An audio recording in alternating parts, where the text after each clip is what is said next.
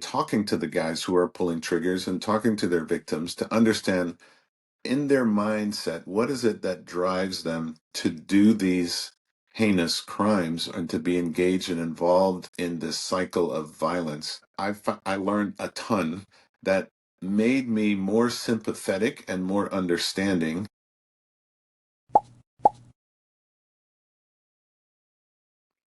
If you enjoy this podcast, don't forget to subscribe and follow it in your favorite podcasting app or YouTube.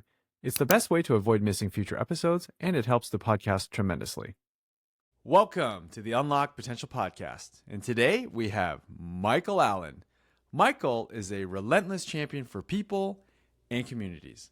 As co-founder of Together Chicago, Michael has tackled some of Chicago's toughest social challenges, reducing gun violence and driving community transformation. Let's get started. Welcome, Michael. Hey, thank you so much, Jesse. It's good to be with you and your audience today.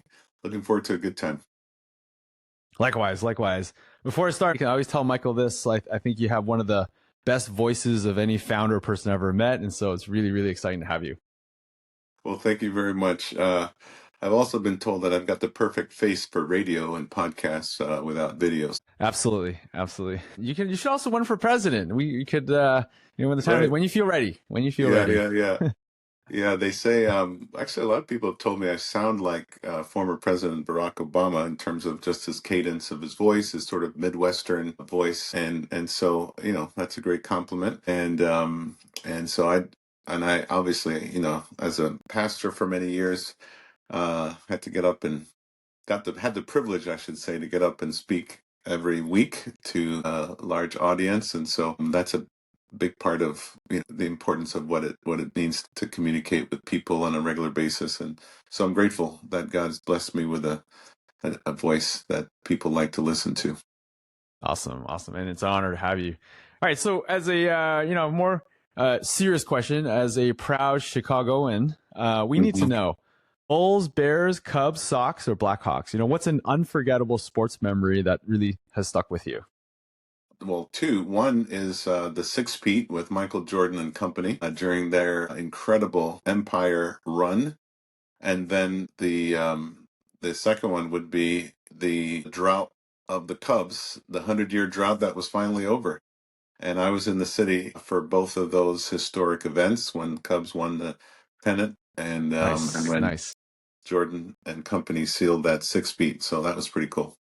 Yeah, growing up, huge '90s kid and fan of the Bulls, and I think everyone else is too. And so that's awesome. That's awesome. Cool. Well, hey, I want to dive in. So, can you tell us a little bit about your journey? What's inspired you to start Together Chicago, and help our viewers understand, what is such an amazing organization? When I first heard about it, I was so inspired by it. So yeah, we'd love for you to share with people, like, what is it and what do you do? Yeah, so I was pastoring on the north side of the city of Chicago, about a mile northeast of Wrigley Field, where the Cubs play baseball. Small church, maybe 150, 200 people on a Sunday morning. Very multicultural, multi-ethnic congregation. And we have a ministry to the poor and the homeless there. Every Monday night, we would serve a hot meal prepared by our staff and volunteers and served by them. And we would have anywhere from 100 to 300 people on any given Monday night come into our church doors to receive a free hot meal and served by friendly people who just wanted to sit and share a meal and spend some time with our guests.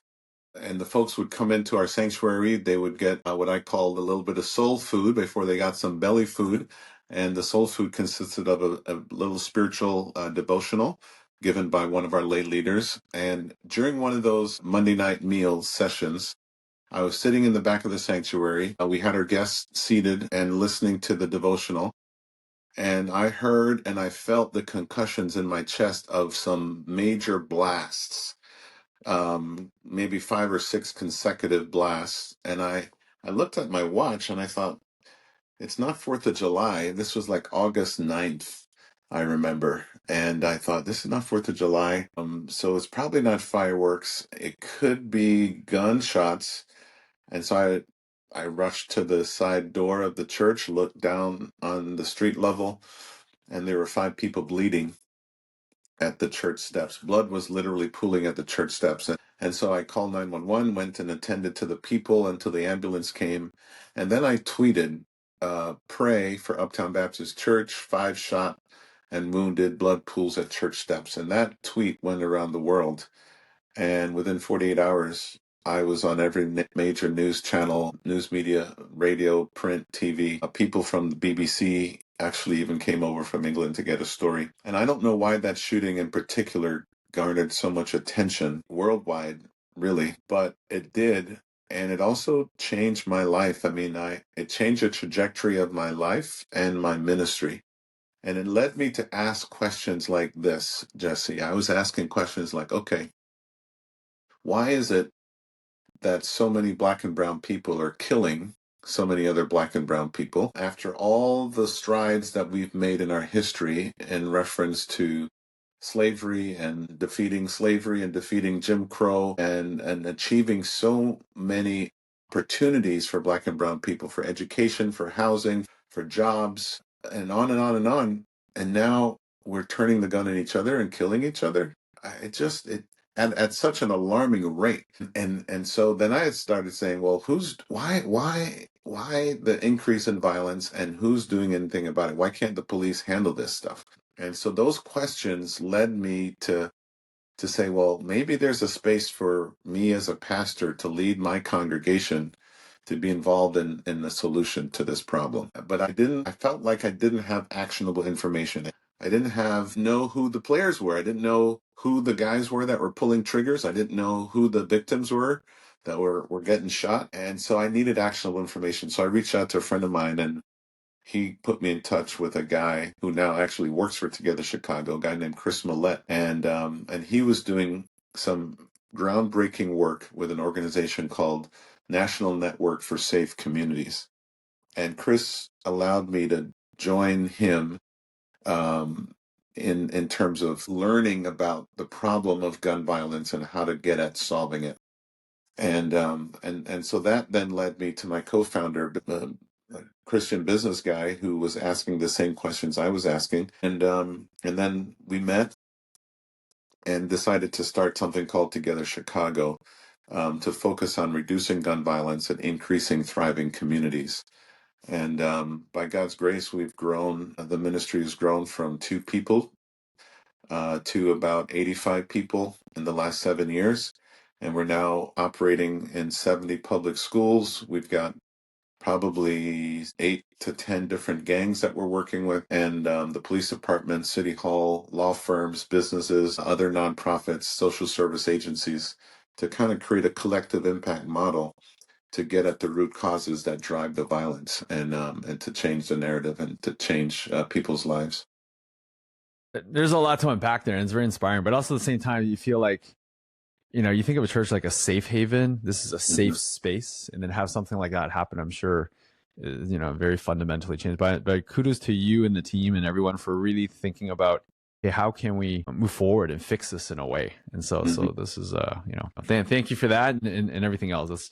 That's there's a lot there. So as you think through that, like one thing that I really learned a lot from you, and a topic I want to dive into is really this idea of generational wealth. And so I think it's like a continuum. I think a lot of things feed into each other. And so there's, in many ways, like, I think a lack of generational wealth and opportunities is kind of leaving the cycle of gun violence, because a lot of people feel like, hey, there's nothing else to do, and this is the only path. And so I'd love for you to share for people, why is that important? What does it mean? Yeah. And what are some unique things about Chicago in particular in terms of how you're trying to address it? Because it's such an insightful topic. Yeah. So, when people see gun violence on the news, like most people, we feel like helpless. We feel discouraged. We feel like, what's the deal? What's wrong with these people? They're animals, or they're crazy, or, we just put labels because we're not close to the problem and we don't really know. We don't understand. And so because I took time to get close to the problem and get underneath the hood, so to speak, and really and talking to the guys who are pulling triggers and talking to their victims to understand in their mindset, what is it that drives them to do these heinous crimes and to be engaged and involved in this cycle of violence. I learned a ton that made me more sympathetic and more understanding um, to their plight, right? Because they're not monsters and they're not crazy, so they actually make rational decisions as to why to pick up a gun, why to carry a gun in the first place, and would risk their own liberty and life and the liberty and life of somebody else by being engaged and involved in group violence, or also known as gang violence. And so, in many of the communities that we serve, historically, a lot has happened systemically to create conditions of generational poverty. And one of the things that happened, which is well documented in a book called Family Properties, which anybody can read, and is specifically about something called redlining that happened in Chicago and other cities like Chicago, where people lost generational wealth because of unjust real estate practices that were practiced in those days in Black communities. And it literally robbed thousands of Black families from being able to own a home and create wealth through the process of owning a home, through a mortgage, paying down that mortgage, increasing their property values, and then having that equity to put their kids through college or what have you. And so that practice of redlining, which is so unjust, led to a whole generation of people losing wealth. And then on top of that, we had a lot of manufacturing companies like Oscar Mayer, like chocolate factories, candy factories, Sylvania televisions and light bulb factories on the west side, that Pepsi-Cola, Coca-Cola, that moved out of the city and shut down their doors, maybe moved manufacturing offshore or to other cities, other states, what have you. And tens of thousands of people overnight lost their jobs and then couldn't pay the bills. And then the drug market moved in and people were hustling, trying to stay alive, selling drugs. And some people got hooked on the product. And then you add to that the welfare system, which rewarded and divided families by rewarding mothers who didn't have a father in the house. So a mom who had kids with her husband, if the husband lost a job or the wife lost a job and they needed welfare, they couldn't get the welfare payments if the husband was in the house. So the husband had to leave the house, vacate the house. She could then list as a single mom, and then she could get payments. So that created and divided lots and lots of families and perpetuated sort of a welfare mindset of entitlement. And I mean, it's bizarre when you think of all the outside factors that created ripe conditions for generational poverty, which then is tangential but related to criminality as well. And so helping this population recover from that that loss of intellectual capital and even financial literacy and how to think about money, how to earn it, how to save it, how to budget it, how to spend it, how to invest it. Most people that we work with have never had conversations about that in a legal way. Any conversations about money was usually framed around an illegal market, the black market, in some way, whether it was prostitution, selling guns, selling drugs on the black market in order to make ends meet. And so that's sort of the historical backdrop, which leads to a lot of what we see in our inner city urban landscapes today. I see. Yeah. And that's what got us really excited to partner with you. Because when we think about Tonda, about helping people, kind of, financial security to everyone is kind of like our mission. How do we bring that? And part of that is, to your point, like financial literacy, just the knowledge of thinking about budgeting and saving money. And so in your view, like what's, and I think like there's not enough of this, right? Like it's like there's this cycle of the opposite of privilege, and then there's not a lot of other than what you're doing. I haven't seen a lot of like practical things. Hey, what can we do to actually improve things? And so, just very very inspired by that. In your view, what does financial literacy mean? Because I think for a lot of people they don't understand where kind of like the low hanging fruit is. But for love for you to elaborate a little bit on that, like what kind of literacy do people need, and how would it be life changing for them? Absolutely. Well, one of the things I think you and I spoke about recently, and something that you said actually I love the way you phrased it, and I'm going to try to remember how you said it's like it's not so much how much money you make, it's how much money you're able to save that makes a difference in your ability to create wealth. Because right now, for example, we are paying fairly good salaries to our staff who have come out of a life of poverty and crime, in and out of jail and prison, and so they're making good money. But because they don't have good financial literacy and discipline, and nobody's ever taught them about how to create and live within their means and create a budget, or how the nobody's taught them about compound interest and just putting a little bit aside, for example, in the stock market over time can quadruple their money. And $50 $100 a month over 20 30 years can end up being $1 million invested in the right way. And but so nobody's had that kind of conversation with our our staff and our participants, who our staff is trained now to serve, which are the guys engaged and involved in group violence and their families. And so we're trying to get our staff who used to live that life, who are now trying to be peacemakers and promoters of peace. We call them, they're moving from dope dealers to hope dealers, you know? Nice, nice. And That's awesome. yeah, and so we're saying, okay, but how can we now help you now that we've helped you get a job where you don't have to be ducking bullets and ducking the police? How do we help you then go to the next level and get a grip on your finances and know where every dollar goes and know how to live within your means? So it means you spend less than you make, and you put some aside for an emergency fund, and then for long-term retirement, because Lord knows Social Security may not be there in 20 30 years at the rate our country itself is spending money and getting into debt. The Social Security system may implode at some point and not be able to actually pay its bills. And so we're saying to our people, don't just rely on Social Security. You need to take care of your family and yourself, and pay yourself by setting aside some money, an emergency fund, and then in addition to that, get a retirement fund going, whether it's a 403B or just an IRA, a Roth IRA or something, and a little bit of money every month going in there, and then, budgeting. So those little things that I remember my dad set me down. We come from a relatively poor country, the island nation of Jamaica, and our family was middle class in that context, although we probably would have been considered in the lower middle class or poor in American context. But my dad told us when we moved here, and my brother and I got our first job cutting lawns and delivering newspapers.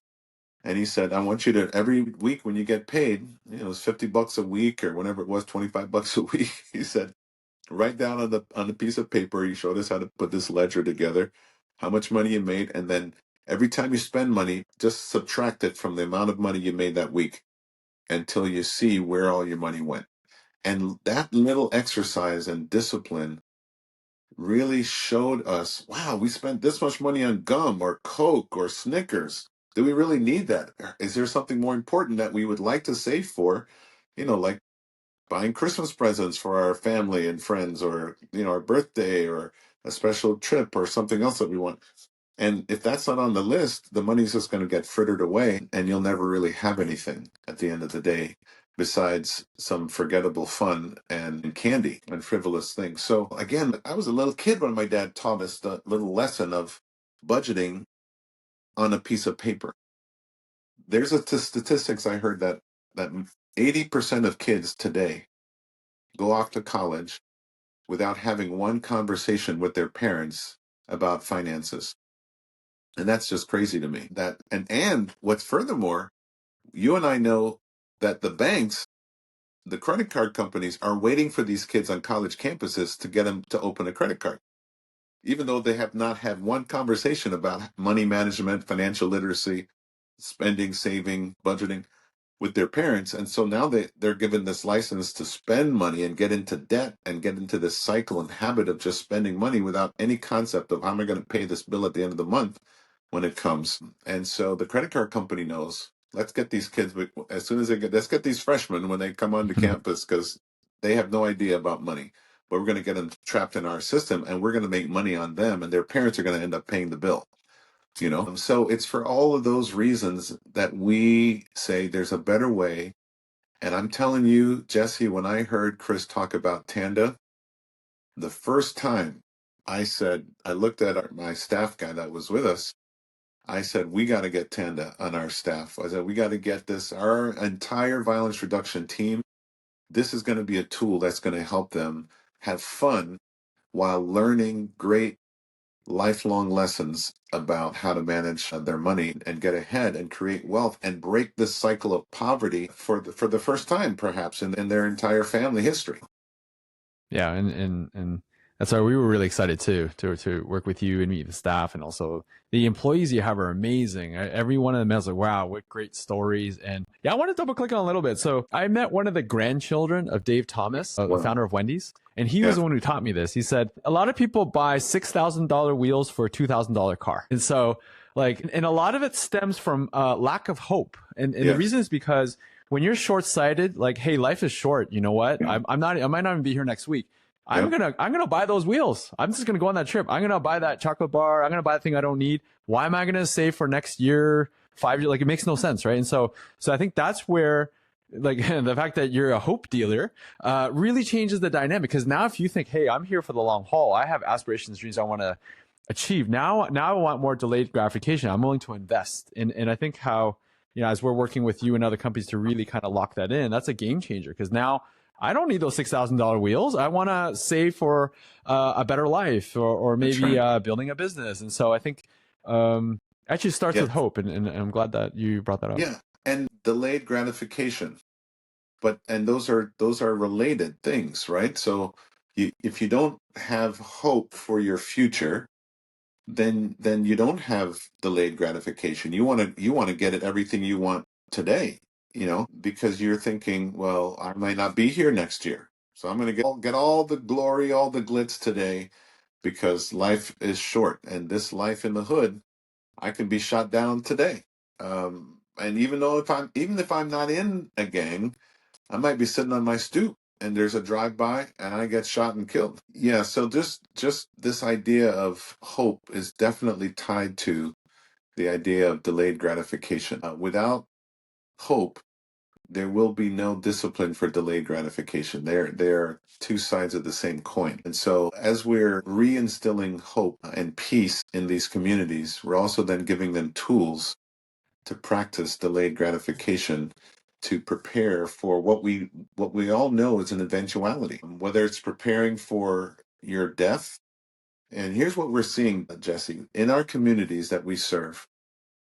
The average lifespan of a young person in these communities might be 30.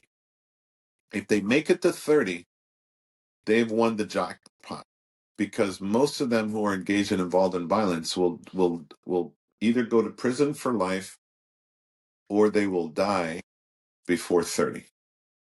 All right. So now if we remove that and say, no, your lifespan may go on to 60, 70, 80 years of life, but eventually we all know that we all will die someday. But what's happening is, as these people are dying young, nobody's preparing even for their death. So there's a crisis, a financial crisis, when these young people are dying and their parents or grandparents or aunts and uncles and friends and homies, they're all scrambling to put money together to try to put this person in the ground who's died at 16, 17, 18 years of age. And it's 15, 20, $30,000 funerals. That's the other thing. The thing that these guys most dream about is is being buried in a gold casket with a gold watch and $1,000 suit and tons of people coming to their funeral. That is what they're thinking. And they know that their life isn't going to be long. So they're thinking, okay, but when I go, I want to go out in style, and and that's the extent of their future planning. But they're actually not planning, in other words, financially for that. But they're hoping that somebody's gonna somehow, we're gonna get this nice Right. funeral, and the people are gonna take pictures and they're gonna come and say, man, I went out great, man. I was looking good in my casket, man. He's looking good. But they're actually not even putting aside any money so that their family and friends can bury them in the way they want to be buried. And so we've paid for, our organization has paid for, I can't tell you how many funerals, not necessarily the entire amount of the funeral, but we've contributed to the family several $1,000s per family to help them bury their loved ones because they don't have enough money. And so that's another reason even we're trying to say, listen, get life insurance. You can get life insurance for your and that's starting to take hold. People are starting to do that even for teenagers. They're starting to get them life insurance because they know that if they don't listen and get off the streets, they're going to be burying them before they're 30. Yeah, that just shows like how important the mission is, right? And the That's opportunity right. where there's just a lot of opportunity to really make a difference. Changing gears a bit. Actually, I want to share my shirt. So I'm wearing this shirt. It's Cafe Joya, and Just they're okay. yeah, and they're a nonprofit. And I was in New York City, and what they do is they provide jobs for people with IDD, intellectual and developmental disabilities. And so I'm a huge fan of nonprofits now. I feel like nonprofits can really make a difference 100%. and do good for the world. And so anyway, so what got me really excited for having you today was a lot of companies can learn so much from nonprofits. Because if you think about what advantages and disadvantages that nonprofit have, generally nonprofits lack, at least the myths are, hey, like it's hard to get funding. Mm. It's hard to recruit. So I would love to hear from you. And TC's mission is so good, and you guys are so strong on engagement and talent. Companies would love this. So Together Chicago was really one of the first organizations in Chicago to think about a collective, collaborative approach to solving a big, big, intractable, stubborn social problem of gun violence. And so but the problem was everybody knew that violence was a big problem, but everybody was trying to solve it in their own way without sitting down with other people across the table and say, you know what? You might have a good idea. I've got some ideas. You got some. And how about this person over here? And you got some resources. I've got some resources. What if we were to pool our resources and pool our ideas together? Could we get further along and go faster? Could we go faster and further? There's an old African proverb that says, if you want to go fast, go alone. But if you want to go far, go together. And we wanted to go far, but we also needed to go fast. And we've discovered that we can go far and if we come together and we can get a lot more done. And it may be even done better together than separately. So that as a nonprofit, we were able to bring for-profit entities together, government sectors together, schools, businesses, and it was an amazing thing. And everybody thought, you know what?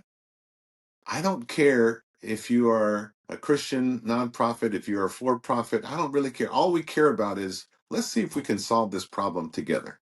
And that's really what I think enabled Together Chicago to, in 7 years, to have so much traction and so much goodwill from the mayor's office to the governor's office to the principal's office to the business leaders in our community because everybody wanted to see something done about the problem of gun violence. Yeah, and there's a stat that I saw that in some cases you reduce gun violence to over 15% across the city, right? And so that's just amazing. Can you elaborate a little bit about that? And also, would love to hear about this basketball championship with these Yeah, 32 gang teams. And so yeah, it's yeah. super awesome.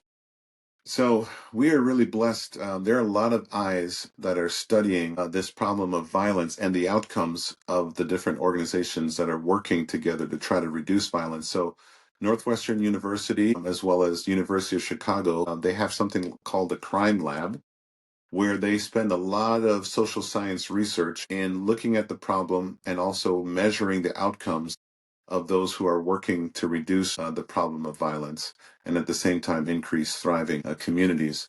And so they give us an independent review of our outcomes and what's going on.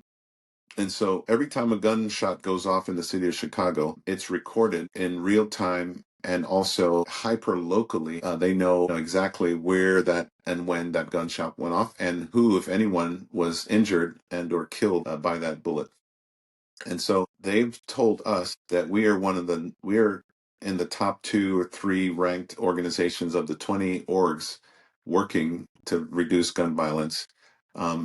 Because of the way in which we do it, we have 5 different initiatives. So we're in the public schools, kind of going upstream before the kids drop out of school, join a gang, commit a crime. So we partner churches with schools, bringing volunteers in to do tutoring of those at-risk youth at risk of dropping out of school, joining gangs, committing crimes. And so we partner with them to help tutor and mentor them and their parents so that they're more successful in graduating from high school and going on to trade school or to college, whichever is their desire. And so that's one initiative that helps to kind of cut off the school to prison pipeline, is what we call it, and sort of disrupts that school to prison pipeline, if you will. And then we work with Christian attorneys to give pro bono service on a Saturday morning.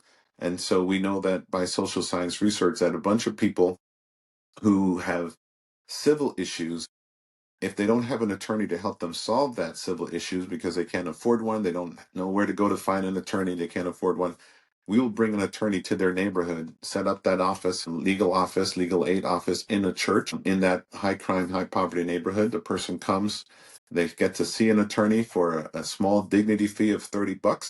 And you and I know you can't meet with a lawyer for an hour for less than $400 an hour or something crazy like that. Yeah, yeah. So yeah, so $30. But if they can't afford the 30, we say, what can you do? Can you do 20? Can you do 15? We want them to have a little skin in the game. We call it a dignity fee, and they value what they pay for. And the attorney meets with them and helps them solve that legal issue so that they don't have to do something criminally to skirt around the civil issue because they don't know how to solve it. And so that is something. We've got 25 gospel justice centers now around the city. We're in 70 public schools with our tutoring and mentoring. And then we're helping folks get jobs, right? So they say a good job stops a bullet. Well, if a guy doesn't have to sell drugs and guns and pimp women out in prostitution or prostitute himself or what have you, and they have a good job, then that actually replaces whatever the dark negative side of things that they were doing to stay alive and feed their families, pay the bills. So we have an economic development team that's working on that. And then we mobilize churches all over the city and the suburbs, about 200 churches that work with us to volunteer in these different endeavors. And then we have businesses that help to hire folks. So all of those things really gets at the issue of reducing violence on the one hand and increasing thriving on the other hand. And then we know that kids love to play. So rather than being out in the street, there's a former Bulls player. His name is Joachim Noah. I used to watch his dad play tennis when I was a kid. I'm playing tennis in high school. Yannick Noah from West Africa. He married a French model, and together they had Joachim, who's 6'11". I think his father was 6'6". His mother was probably 6 foot or 6'1", and together they Mhm. had this Yeah. giant of a guy. And Joachim Noah played for the Bulls as Bulls center, and he set up him and his mom set up this nonprofit called Noah's Ark, kind of a play on the biblical Noah's Ark, and Nice. Yeah, yeah, yeah. yeah, and started this nonprofit to create basketball leagues for guys who are in gangs. And so we decided to get a team together. So we recruited some of our participants who are the young guys still involved in the gangs from different tribes that are normally out trying to shoot and kill each other. We bring them on the same team so that they can learn that, hey, this guy is not so bad after all. Why do I look at him as an op, which means an opposition gang, Right, or right. my enemy? Instead of looking at him as my enemy, now he's my teammate, and now we got to Yeah, beat yeah. those guys over there. And Yeah, so yeah. they realize, you know what? I Nice. can. Yeah. This dude is not so bad. He's a good baller, and we got to Yeah, yeah, play yeah. together and learn how to play together to win. So after this was the third season, and we were runner up in the playoffs the prior 2 seasons, but this year we beat out 32 teams, and we were the champions this year of the One City Basketball, and it Nice. was a Nice. big deal. And so Derrick Rose came out. Of course, Joakim was there. Tim Allen, Oh, really? who Wow. played for the Memphis Yeah, yeah. Grizzlies, he was there, and they were all cheering Nice. on the guys. And here's the thing about these guys: they're so humble and they're so approachable, and they come and just hang out. Even when it's not the championship, they'll come to the first game or the 10th game of the season, and they just come and hang out and watch and cheer them on. And they'll take pictures with the guys. If the guys want to take pictures with them, they'll sit and talk with the guys. And for guys of that stature who've had so much fame and fortune, to first of all share that fame and fortune with the guys on the street and just hang out and talk to them, that's amazing. And so that makes these guys stop and say, you know what? People care about us. We're not just out here forgotten, left to the streets. They're actually people who care about us and who are giving us opportunities to change and to see something different and to see a future for ourselves and to figure out how we can get along with each other. And that's been a huge win for our community. And so again, partnering with organizations like that, again, it's another tool in the tool belt, another opportunity to just show these guys some love and give them some skills. And even it's just the soft social skills. They already have the natural born talent of street basketball that they bring to this thing, but then they learn some soft social skills that helps them in other areas of their lives. And it's a win-win all around. Today's episode is brought to you by Tonda, the smarter way to retain and engage your skilled workforce. Here's the thing. High turnover, disengagement, and financial stress are costing businesses more than they realize. That's where Tonda comes in. Leading employers are already using Tonda's financial wellness benefits to boost retention, increase productivity, and keep their best employees longer. And here's why this matters. Tonda is already helping major companies across the US, and unlocked potential listeners have the exclusive opportunity to get in before the rush hits the open market. Be among the first to supercharge your workforce with Tonda. Learn more at tonda.io/Jesse. That's TANDA.io/Jesse.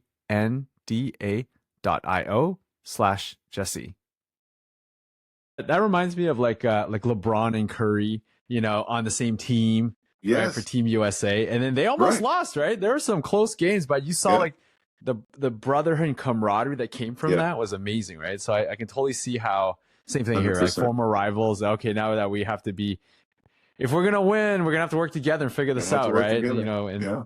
clearly Yeah. they did. So that's amazing. Yeah. Yeah, That's yeah, right. awesome. Yeah. So in our circles, I talked to a lot of startup leaders and other for-profit companies. And so kind of like two-part question.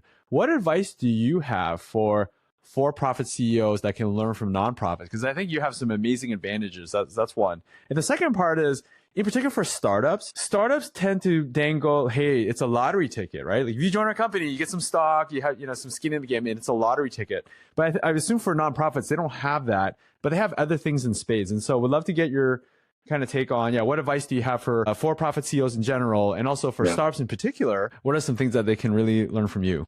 Yeah. Well, one of the things, as you rightly said, there's some things that nonprofits are at a disadvantage. In other words, we don't have the capital to pay big salaries to, 95% of our staff. So, I mean, they're making a decent wage, probably more than, they've probably ever made in their lives, but it's very few people are making a six-figure income in our organization, okay? Just a handful of folks. All right.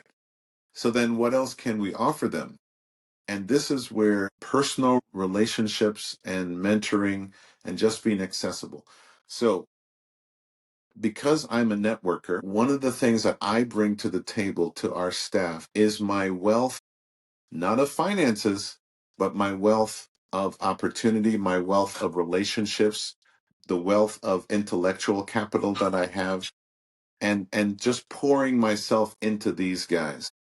And these guys are eating it up. So once I gain their trust and I say, now look guys, if you want to learn about compound interest, if you want to learn how to retire at a millionaire, even at your wage, how you can retire in 20, 30 years and be a millionaire, I can show you how to do that. If you want to know how to be able to buy a house someday, I can show you how to do that. And then I introduce them to people that they would never ever meet who are in my circle of influence, people that I know could also pour into them, and give them a vision of what they too can be or become.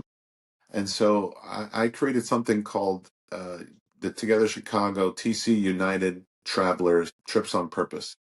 And I raise money from one of our donors who donates money specifically for this purpose to take our guys on trips to places they would never ever go on their own, to meet people they would never ever meet on their own, and to have experiences that they would never meet on their own. And all of those things stretches them and enlarges their mind and their heart and their capacity to think beyond everything that they've known before, which might be this small. What I discovered about a lot of our staff is they'd never been outside the city of Chicago unless they went to jail or prison. Many of them had never been to the lakefront, which is a few miles from where they grew up. They'd never been to the museums of the Museum of Science and Industry, or to the Art Museum, or to the Lincoln Park Zoo, and it's almost like a prison of the mind, or a prison within their culture that says, that's for white people, or that's for these kinds of people. That's not for our people. We don't go to those places, or we can't go to those places, or whatever in their minds somebody convinced them that that wasn't for them. And yet we know how important it is to be exposed to art and to beauty and to science and to nature's wonders and to certain people of different culture, different capacity, different abilities, different stature, because that makes you a much better person and a less prejudiced person, right? So prejudice, everybody has prejudice of one kind or another, and beyond racial prejudice. And racial prejudice doesn't just go one way. It goes a lot of different ways, a lot of different cultures prejudiced against the other. And then there's social status prejudice between rich, poor, and middle class. So the purpose of my trips with these guys is to break down all of those prejudices and help them to see themselves differently and to see the world differently and to interact with a world that they have never seen or been exposed to before in their lives. And I've had the privilege to take the guys to Africa twice now. They've been down to Memphis. They've been to a civil rights museum in Memphis where Dr. King was killed. And these are guys 40 years old, 50 years old, who are former gang chiefs, who are saying to me, Pastor, is this what our forefathers fought for? So as they're going through the Martin Luther King Museum at the Lorraine Motel in Memphis, where King was shot down in that balcony, that's turned into a museum, these guys said, we've never been to a civil rights museum. I'm thinking, how could you never have been to a civil rights museum? You're 40, 50 years old, 35 years old. You've never been to a civil rights museum? And so they got a chance to see and witness civil rights history and learn all about, again, what our forefathers fought and bled and died for so that they can have all the freedoms that we enjoy today. And so they said, Pastor, we gotta bring the shorties to on trips like this, which are the young guys that are still out there gangbanging, so that they too can get this education and have this experience. Taking them down to Florida, taking them out on the boat and Key Biscayne, and taking them to $1 million mansions where friends of mine live, and they walk around and eat good food, and they're like, okay, I see, this is amazing, and it's beautiful, and you belong here, and it's okay for you to be here. You know what I mean? And if this is what you want, you can dream about this, and you can attain some of this, maybe not all of it, but some of it, and so it really just opens up their minds. And so I think that's one of the things that we can give beyond $1 million salary or a six-figure income. We can give them the hope to dream and to accomplish more than they've ever dreamt and accomplished before. And then to do it personally, where I'm introducing them to people who then sometimes become their own mentors, and they have their own relationship with those people that they would never have had before. So opening my world to their world and to them, and pulling them in.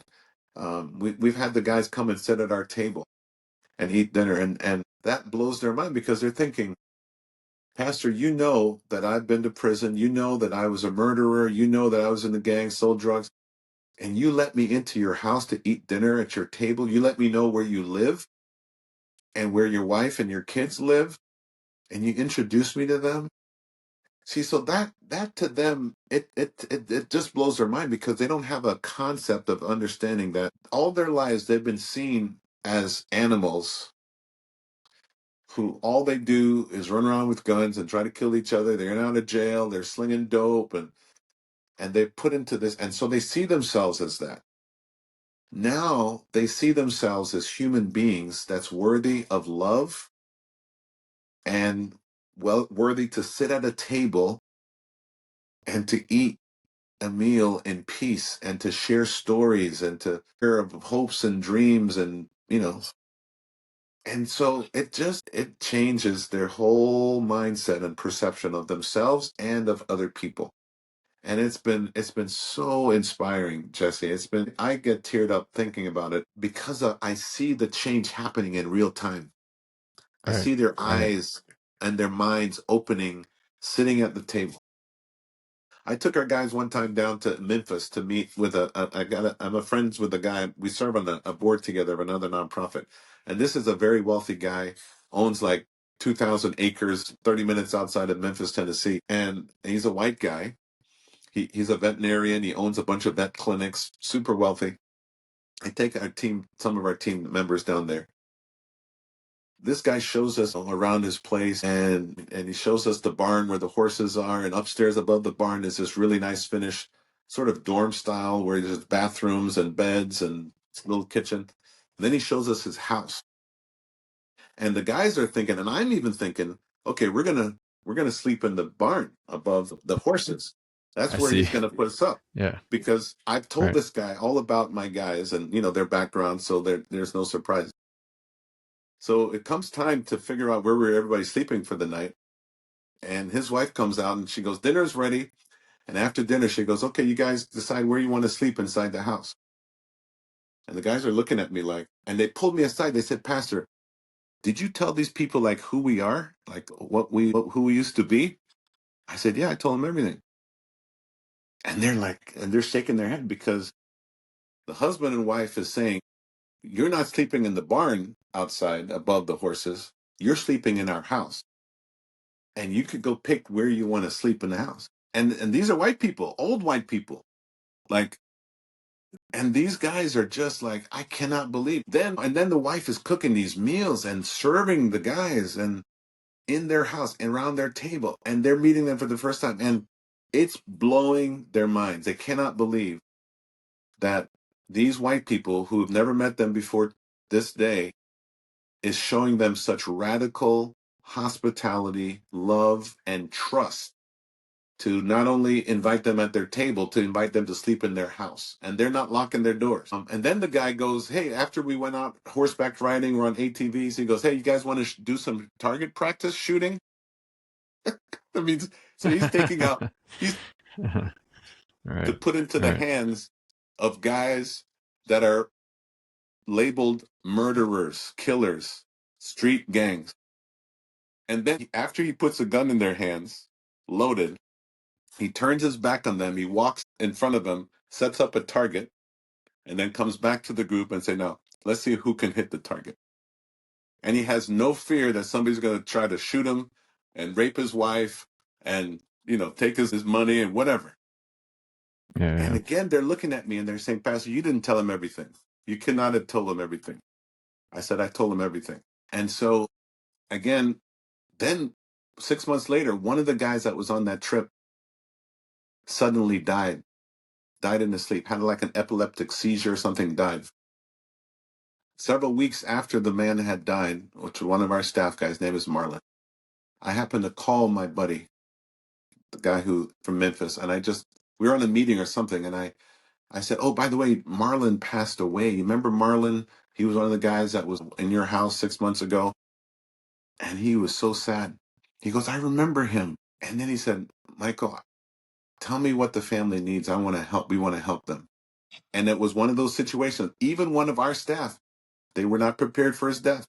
He had no life insurance, even though we had told the staff about getting life insurance and all that. He chose not to get life insurance. He died. He had no life. He had a teenage son about to go off to college.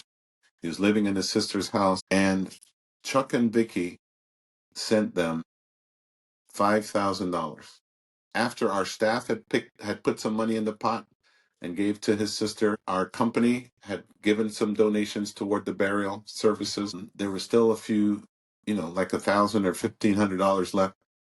And I didn't even know how much was left, but I said, I think they may still just need a little help with the funeral.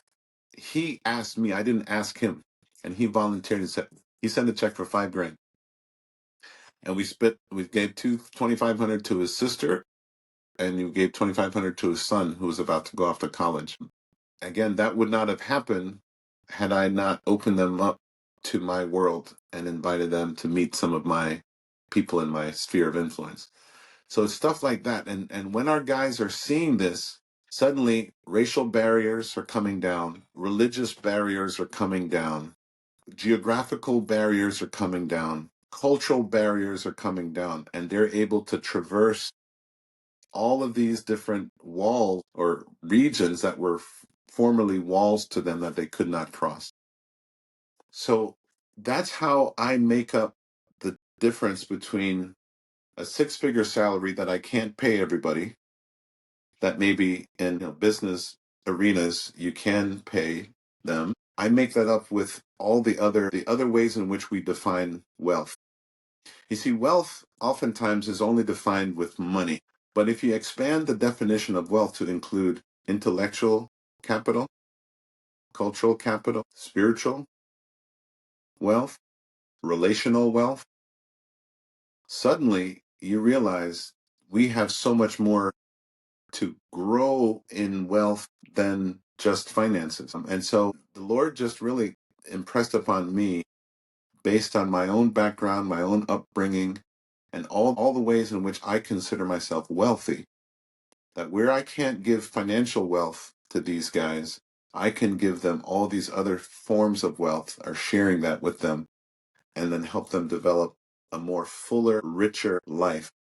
Imagine a neighborhood where there are more two-parent families, or more stable housing, and there's food security, housing security. Imagine a community where every day you don't hear sirens like you used to hear for an ambulance or a police car, but you don't hear gunshots like you used to hear as frequently. So there's more quiet. Imagine a neighborhood where kids are actually playing in the parks that are designed for kids and families to go and play. Imagine a community where neighbors are sitting out on their front porch or in their front yards and are sharing meals and having conversations.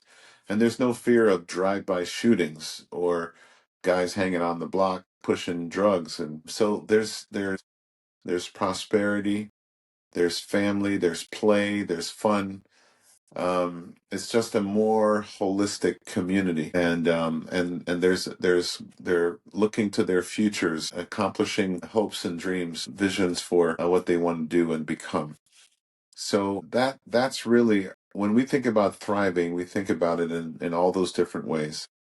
People connecting to their faith communities, local churches are thriving because people in those communities are now walking to church and participating in worship services. So they're connecting to God, connecting to each other. And there's just a vibrancy to the community in every way that you can measure vibrancy or thriving. So that's what we endeavor, because at the end of the day, we understand that if the family is not thriving, the community is not thriving. So at the heart of every major social issue is the family.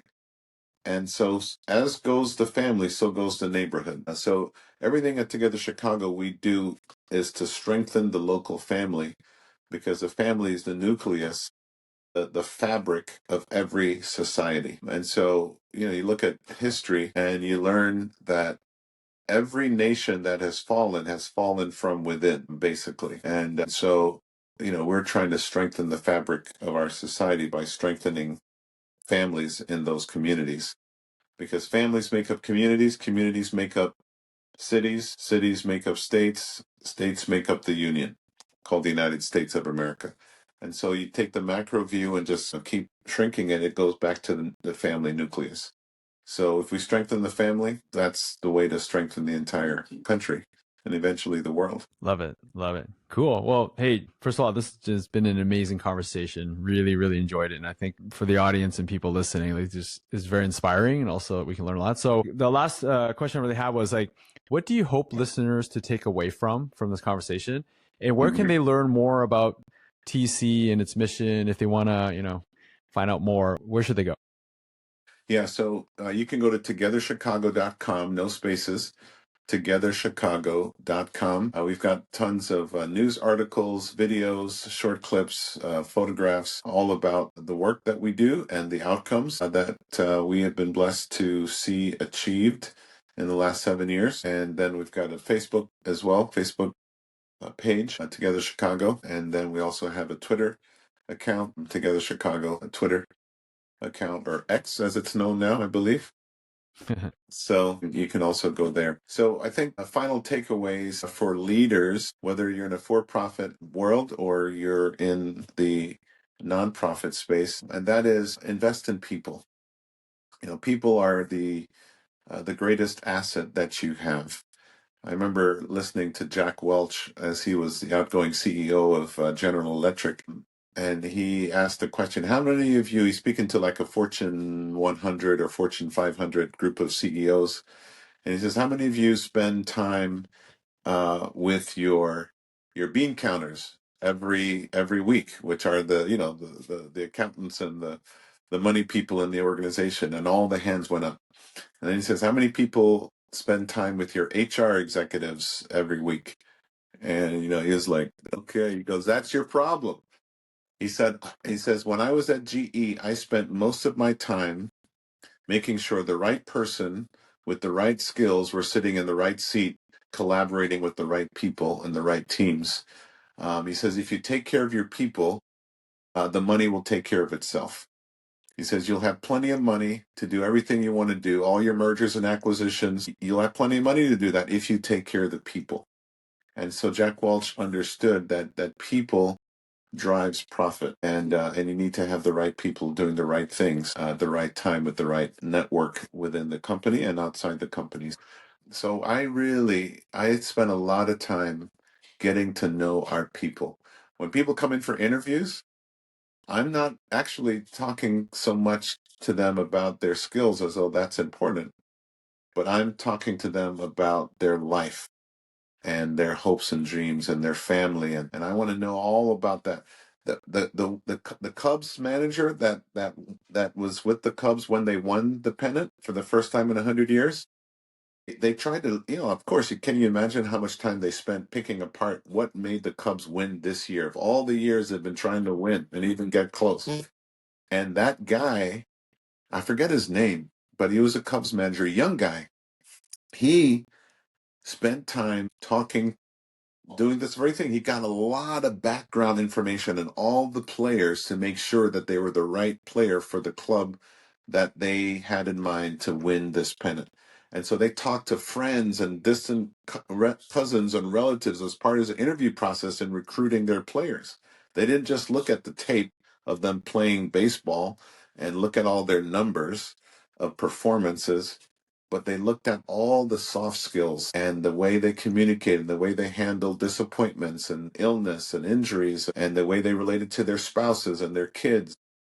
That's actually the thing that makes you more successful than some of the other tangible, hard, tangible, raw talent, if you will. So I think that's what I would leave with you all is it's about the people, people inside the organization and of course your customer that you're trying to serve. That's awesome. Yeah, that reminds me of a story. I was an intern at Microsoft, and Steve Ballmer, I remember he sent this email to the entire company, and he said, at Microsoft, and at the time I can't remember, it's like we have a $100 billion war chest, and I remember really specifically, he's like, if we do not make another single sale, like we don't sell another piece of software, we can still pay everyone's salary for 9.5 years. I was like, whoa, and Microsoft's huge, but he goes, but our number one asset is not our war chest. It is you. It is all the people, the employee, because that's what's making a company. And I felt like it was really amazing because you felt like really valued. Even though I'm just an intern at the time, but you just feel like wow, like we actually feel really valuable and great. And like to your point, I think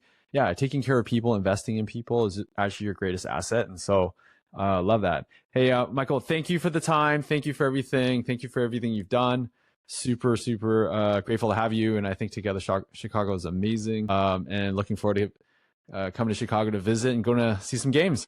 Absolutely. And Jesse, let me just say thanks to you and your team and all that you guys are doing to help improve the financial literacy of our staff that is going to be a game changer. It's going to be a generational shift in how they think about money, how they make it, how they spend it, how they save it, how they invest it.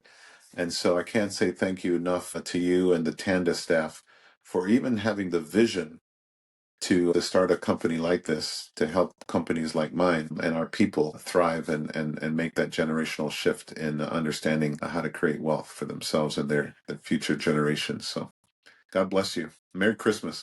Thank you. You too. And let's make it happen. Absolutely.